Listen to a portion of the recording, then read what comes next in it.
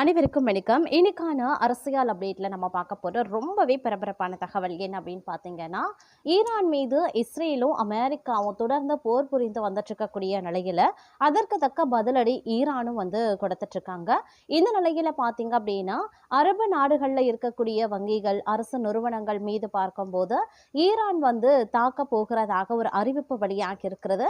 இந்த நிலையில என்ன மாதிரியான பின்விளைவுகள் இதன் காரணமா எழுப்பப்படும், ஈரானினுடைய இந்த எச்சரிக்கைக்கு அமெரிக்கா மற்றும் இஸ்ரேலினுடைய அடுத்த நடவடிக்கை என்னவாக இருக்கும் அப்படிங்கிறத பத்தின பல பரபரப்பான அரசியல் அப்டேட்ஸோடு இன்னும் பரபரப்பான உலக செய்திகளை நீங்க தெரிந்த பலன் பெற வீடியோவை ஸ்கிப் பண்ணாம கடைசி வரைக்கும் பாருங்க.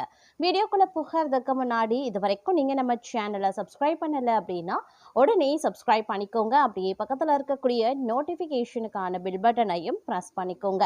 சரி நேயர்களே, வாங்க வீடியோக்குள்ள போகலாம்.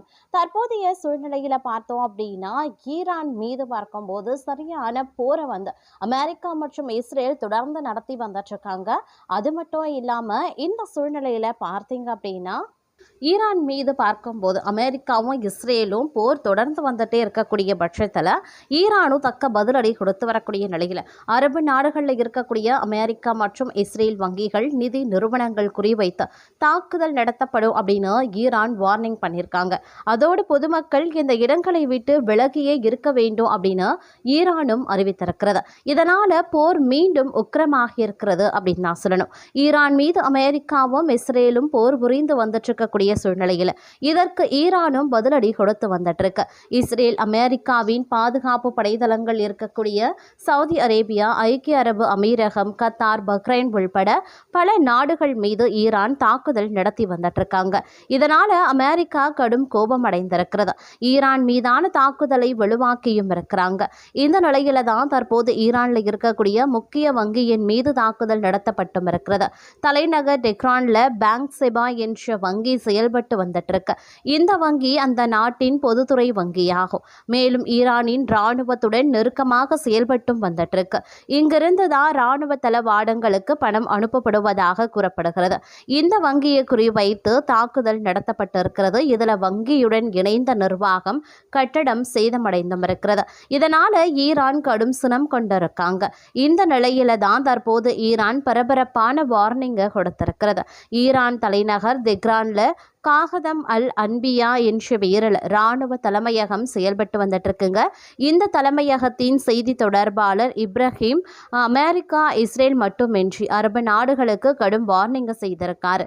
இது பற்றி இப்ராஹிம் என்ன சொல்லியிருந்தாருன்னா, ஈரானின் வங்கி மீது தாக்குதல் நடத்தப்பட்டிருக்கிறது. இதனால் இந்த பிராந்தியத்தில் இருக்கக்கூடிய அமெரிக்கா மற்றும் இஸ்ரேலுடன் தொடர்புடைய வங்கிகள், நிதி நிறுவனங்கள் குறிவைத்து தாக்குதல் நடத்தப்படும். தங்களின் தோல்வியடைந்த பிரச்சாரத்தை தொடர்ந்து பயங்கரவாத அமெரிக்க இராணுவமும் கொடுங்கோல் சிசேன ஆட்சியும் நாட்டின் வங்கிகளில் ஒன்றை இலக்காக கொண்டு தாக்கியும் இருக்காங்க. இது சட்ட விரோதமானது மட்டுமின்றி வழக்கத்துக்கு மாறானது. இதனால இந்த பிராந்தியத்தில் அமெரிக்கா, இஸ்ரேலுடன் தொடர்புடைய வங்கிகள், நிதி நிறுவனங்கள் மீது தாக்குதல் நடத்தப்படும். இதனால பொதுமக்கள் வங்கிகள் மற்றும் நிதி நிறுவனங்களிடமிருந்து 1000 மீட்டர் தொலைவிலேயே இருக்க வேண்டும் அப்படின்னும் சொல்லியிருக்காங்க. அது மட்டும் இல்லாமல் தற்போது பார்த்தீங்க அப்படின்னா, இஸ்ரேல் மீது பார்க்கும்போது அமெரிக்காவும் இஸ்ரேலும் சேர்ந்து ஈரான் மீது தாக்குதல் நடத்தி வந்துட்டு இருக்கக்கூடிய நிலையில் மத்திய கிழக்கில் நிலவி வரக்கூடிய பதட்டமான சூழல், ஈரானுக்கு எதிரான போரில் அமெரிக்கா வெற்றி பெற்றுள்ளதாக அதிபர் டொனால்ட் ட்ரம்ப் அதிரடியாக அறிவித்திருக்கிறார். கடந்த பிப்ரவரி 28 தொடங்கிய இந்த மோதல் அணுசக்தி விவகாரங்கள் மற்றும் பிராந்திய பாதுகாப்பு குறித்த கருத்து வேறுபாடுகளால் உச்சத்தை எட்டியிருந்தது. இந்த தாக்குதல்ல ஈரானின் உச்ச தலைவர் அயதுல்லா அலி கமேனி கொல்லப்பட்டதை அடுத்து போர் சூழல் மேலும் தீவிரமடைந்தும் இருக்கிறது. அமெரிக்காவின் இந்த அறிவிப்பை தொடர்ந்து ஈரான் தரப்புல இருந்து பதிலடி தாக்குதல்கள் வளைகுடா நாடுகளில் இருக்கக்கூடிய அமெரிக்க இராணுவ தளங்களை குறிவைத்து நடத்தப்பட்டு வருகின்றன. இதனால பிராந்தியத்தில் போர் பதட்டம் நீடிப்பதோடு உலகளாவிய கச்சா எண்ணெய் விலையிலையும் நிலையற்ற தன்மை ஏற்பட்டும் இருக்கிறது. பல நாடுகளில் எரிசக்தி தட்டுப்பாடு உருவாகியிருக்க இருக்கிறதுனால போரை முடிவுக்கு கொண்டு வர சர்வதேச அளவில் தீவிரமான ஆலோசனைகள் மேற்கொள்ளப்பட்டும் வந்துட்டு இருக்கு. ஈரான் அதிபர் மசூத் பெசஸ்கியான் போர் நிறுத்தத்திற்கான நிபந்தனைகளை முன்வைத்திருந்தார். போரினால் ஏற்பட்ட சேதங்களுக்கு உரிய இழப்பீடு, ஈரானின் சட்டப்பூர்வ உரிமைகளை சர்வதேச அளவில் அங்கீகரித்தல் மற்றும் எதிர்கால ஆக்கிரமிப்புகளை தடுக்க உறுதியான சர்வதேச உத்தரவாதங்கள் போன்றவை வழங்கப்பட வேண்டும் என அவர் வலியுறுத்தியும் இருக்கார். இது போர் நிறுத்தத்திற்கான பாதையை தெளிவுபடுத்தும் முயற்சியாகவே பார்க்கப்படுகிறது. அமெரிக்க அதிபர் டொனால்ட் ட்ரம்ப் கெண்டக்கி மாநிலத்தில் உரையாற்றுகையில் ஈரானுக்கு எதிரான தாக்குதல் தொடக்கத்திலேயே தீர்மானமான விளைவுகளை ஏற்படுத்தியதாக குறிப்பிட்டிருந்தார்.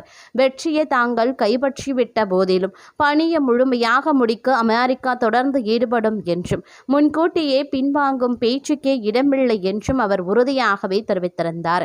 இந்த மோதல் உலக நாடுகளின் கவனத்தை ஈர்த்துள்ளதுடன் மத்திய கிழக்கின் அரசியல் நிலவரத்தில் பெரும் மாற்றங்களையும் அது ஏற்படுத்தியிருக்கிறதாகவும் சொல்லப்பட்டு வருகிறதுங்க.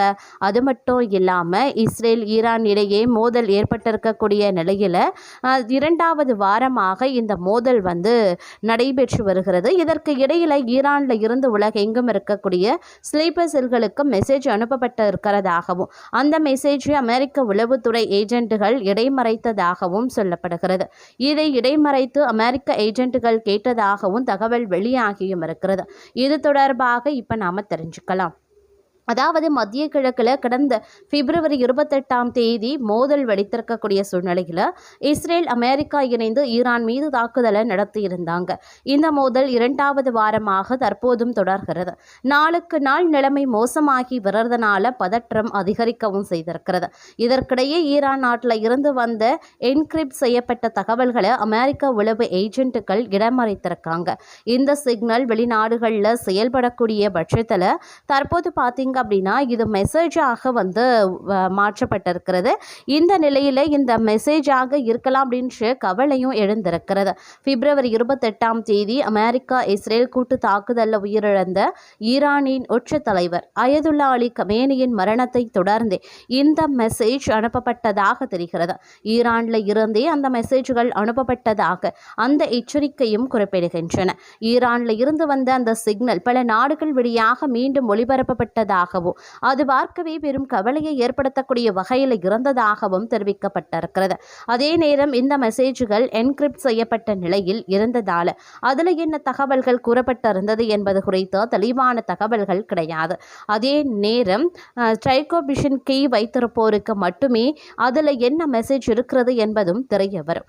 இணையம் அல்லது மொபைல் நெட்வொர்க்குகளை சார்ந்து இல்லாமல் எந்த ஒரு டிஜிட்டல் தடயங்களையும் விட்டு செல்லாமல் தகவல்களை அனுப்ப இதுபோன்ற முறைகளையே அவர்கள் பயன்படுத்துவார்கள் என்பதும் குறிப்பிடத்தக்கது. அதாவது ஈரானில் இருந்து ஒரு மெசேஜ் போனதும் அது உலகெங்கும் பரவியதும் உறுதியாகியும் இருக்கிறது. இருப்பினும் அதில் என்ன மெசேஜ் இருந்தது, என்ன தகவல்கள் அதில் சொல்லப்பட்டது என்பது குறித்த விவரங்கள் அதில் இல்லை என்றே தெரிவிக்கப்பட்டும் இருக்கிறது. இருப்பினும் மீண்டும் இது போல சர்வதேச அளவில் மீண்டும் ஒளிபரப்பப்படும் பண்புகளுடன் ஒரு புதிய சிக்னல் வந்தால் அது நிச்சயம் கவனிக்கப்பட வேண்டும் என்று அமெரிக்க ஏஜென்ட்டுகள் எச்சரிக்கை விடுத்திருக்காங்க.